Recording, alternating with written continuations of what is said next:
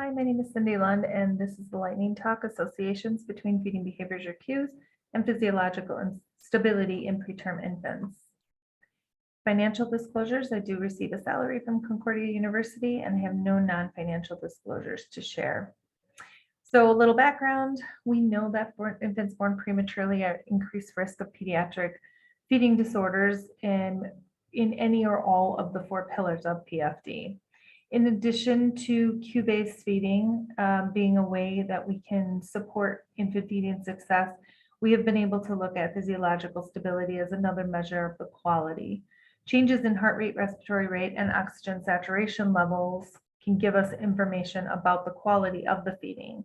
Operationally, there's been inconsistency in the literature related to preterm infant feeding behaviors and their direct impact on physiological stability, looking at specific behaviors.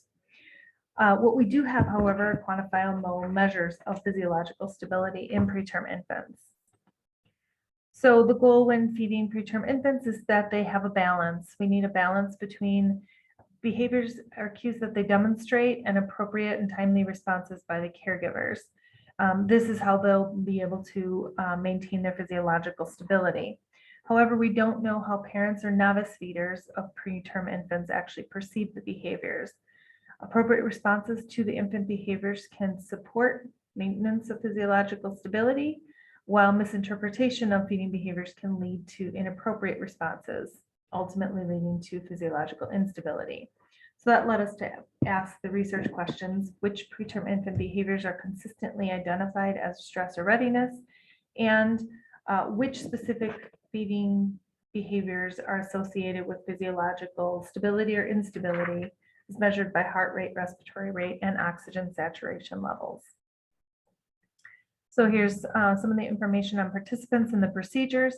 The infants were videotaped during bottle feeding when they were taking approximately 90% of their prescribed volume by mouth, and that was about 1 week prior to discharge. So these are the procedures, the coding procedures that were used in the study. 2 coders were utilized to code the data off recordings offline, and they were undergraduate communication sciences and disorder students with no experience feeding preterm infants, so they were able to mimic inexperienced parents. This table represents the behaviors that were taken from the literature and were coded in the study. The 2 blinded coders were able to establish inter-reader reliability across 20% of the videos. So when all of the occurrences coded as stress cues were compiled, there was a significant association with heart rate instability, though not with respiratory instability or oxygen saturation levels. A few behaviors did stand out. Stridor was one. So stridor was expected to be associated with unstable respiratory rate, and though there was a high number of occurrences, a high percent of occurrences of respiratory rate being outside of parameters, it was not statistically significant.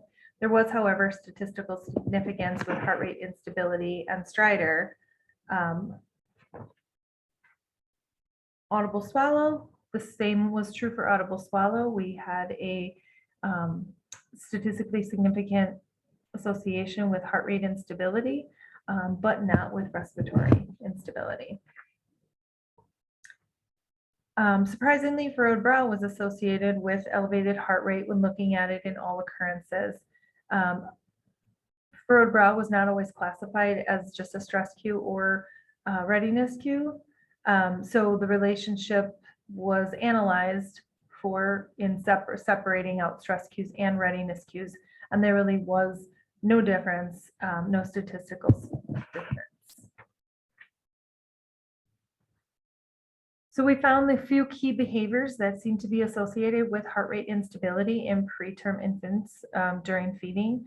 And this leads us to a possible potential diagnostic tool to support teaching preterm infant feeding caregivers and maybe minimizing some of the respiratory instability that follows.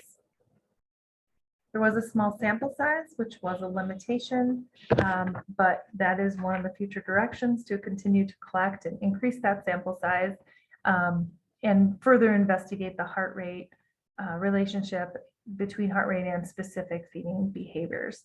So thank you for listening. I look forward to discussing more with you at the live Q&A.